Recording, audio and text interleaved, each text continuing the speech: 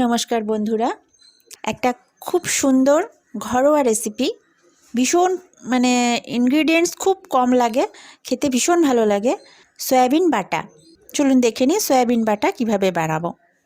प्रथमे आमी जार जेरकम प्रयोजन सेई मतन सयाबिन निये सेटाके एकटु नुन जले 5 मिनट सिद्ध करे निয়েছি। तारपर पुरो जलटा छेके निये आमी एटाके मिक्सिते पेस्ट करे नेब। साथे एकटु रसुन कोया 10-15टा रसुन कोया दिएছি और जे जेरकम झाल पछंद करें सेई बुझे लंका दिए आमि एटाके पेस्ट करे निচ্ছি। पेस्ट करार पर एई रकम अवस्था। एबारे कड़ाइते तेल दिচ্ছি, सर्षेर तेलও दिते पारेन, आमि सादा तेले करছি। तेलटा बेश भालो करे गरम करे निये आमि फोड़न देब कालो जिरे और शुकनो लंका।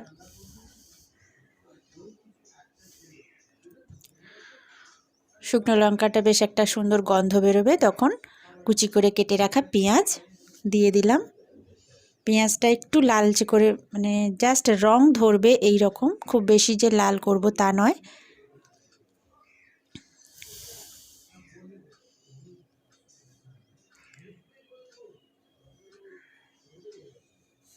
एकटू नाड़ाचाड़ा करे भाजाभाजी करे निচ্ছি।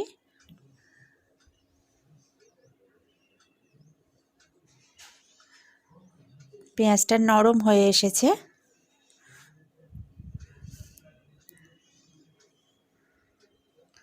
এবার আমি সয়াবিন বাটাটা দিয়ে দিলাম।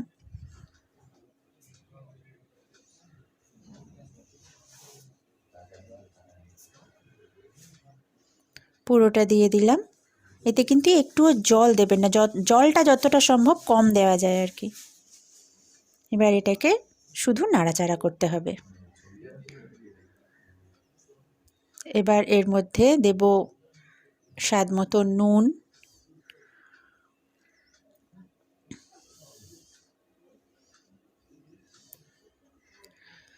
নুন দিয়ে দিলাম।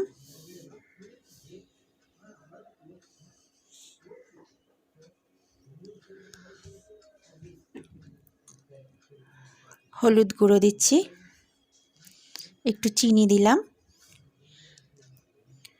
এবারে শুধু নাড়াচাড়া করতে হবে, যতক্ষণ না এটা একদম শুকনো হয়ে যায় ততক্ষণ পর্যন্ত এটাকে নাড়াচাড়া করে নিতে হবে। ভীষণ সুন্দর খেতে হয়, মানে শুকনো শুকনো ভাত দিয়ে এটা এত ভালো লাগে গরম গরম ভাতের সঙ্গে যে আর অন্য কিছু দরকারই পড়ে না। দেখুন জলটা বেশ খানিকটা মরে এসেছে, একদম শুকনো হয়ে যাচ্ছে। যত শুকনো হয়ে আসবে, এটা যত ভাজা ভাজা বেশি হবে তত এর কালারটাও চেঞ্জ হয়ে যাবে। আর এটাকে যদি না জানিয়ে কাউকে খাওয়ানো হয় কেউ বুঝতে পারবে না যে এটা কিমা খাচ্ছে না সয়াবিন খাচ্ছে। একবার ট্রাই করে দেখবেন বন্ধুরা, আমি হলপ করে বলতে পারি খুব ভালো লাগবে খেতে। দেখুন আমার সয়াবিন বাটা প্রায় হয়ে এসেছে। একটু সময় নিয়ে এটাকে নাড়াচাড়া করে শুকনো করে নিয়ে ভাজা ভাজা করে নিলেই তৈরি হয়ে যাবে সয়াবিন বাটা। এবারে নামানোর আগে ধনেপাতা যদি থাকে দেবেন, না থাকলে অসুবিধা নেই, আমার কাছে ছিল তাই দিয়ে দিয়েছি। এটাকেও মিশিয়ে দিলাম এর সঙ্গে।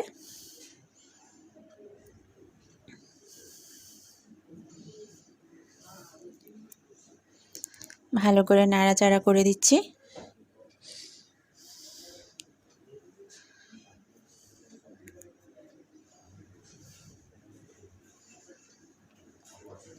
কড়ার গায়ে একদম লেগে লেগে যাচ্ছে, বেশ ভাজা একটা সুন্দর গন্ধ বেরোচ্ছে।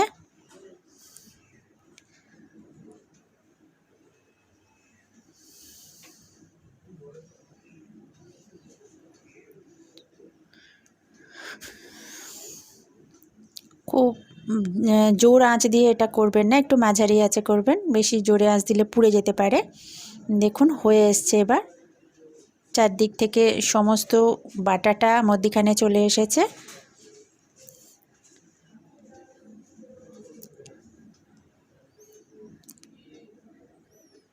ব্যাস সয়াবিন বাটা খাওয়ার জন্য একদম রেডি।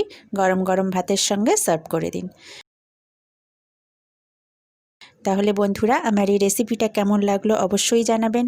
যদি আমার এই চ্যানেলটা আপনাদের ভালো লাগে তাহলে সাবস্ক্রাইব করুন আর পাশের বেল অপশানটা টিপে দিয়ে অল অপশানটায় ক্লিক করে দিন।